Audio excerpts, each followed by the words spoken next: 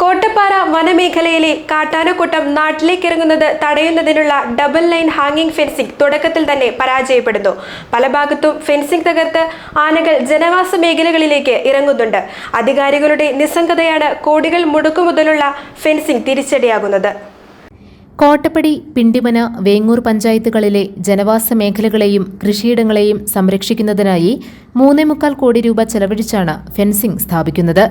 നിർമ്മാണ പ്രവർത്തനം 6 മാസത്തിലധികമായി നടന്നുവരികയാണ്. നിർമ്മാണം പൂർത്തീകരിച്ച ഭാഗങ്ങളിൽ ചാർജ് ചെയ്തിരുന്നു.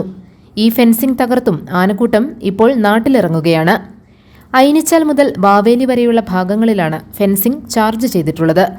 സമീപത്ത് നിൽക്കുന്ന മരങ്ങൾ മറിച്ചിട്ടാണ് ആനക്കൂട്ടം ഫെൻസിംഗ് തകർക്കുന്നത്. ഫെൻസിംഗ് നിർമ്മിക്കുന്നതിന് മുമ്പേ മരങ്ങൾ മുറിക്കണമെന്ന ആവശ്യം നാട്ടുകാർ ഉന്നയിച്ചിരുന്നതാണ്. പിന്നീട് മുറിക്കാം എന്നായിരുന്നു അധികാരികളുടെ മറുപടി. മാസങ്ങൾ കഴിഞ്ഞിട്ടും നടപടികൾ എങ്ങും എത്തിയിട്ടില്ല.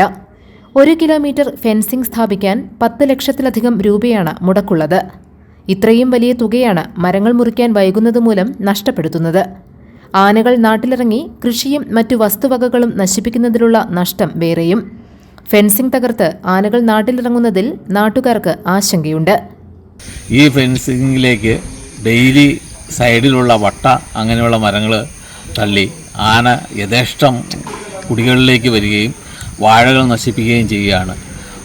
ഫെൻസിങ് ഇടുന്ന കോൺട്രാക്ടർ പറയുന്ന ഒരു മരം പോലും വെട്ടാനായിട്ട് ഫോറസ്റ്റുകാർ സമ്മതിക്കുന്നില്ല.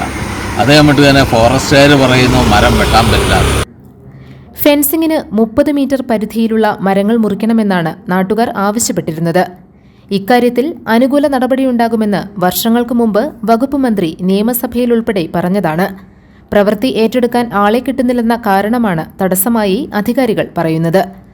3 പഞ്ചായത്തുകളിലെ ജനങ്ങളെ പ്രതികൂലമായി ബാധിക്കുന്ന ഒരു പ്രശ്നമായിട്ടുകൂടി യുദ്ധകാലാടിസ്ഥാനത്തിൽ പ്രശ്നപരിഹാരത്തിന് ശ്രമിക്കേണ്ട അധികാരികൾ ഇപ്പോഴും നടപടിക്രമങ്ങളിലെ സാങ്കേതികതയിൽ മുറുകെ പിടിച്ചിരിക്കുന്നതാണ് വിചിത്രം.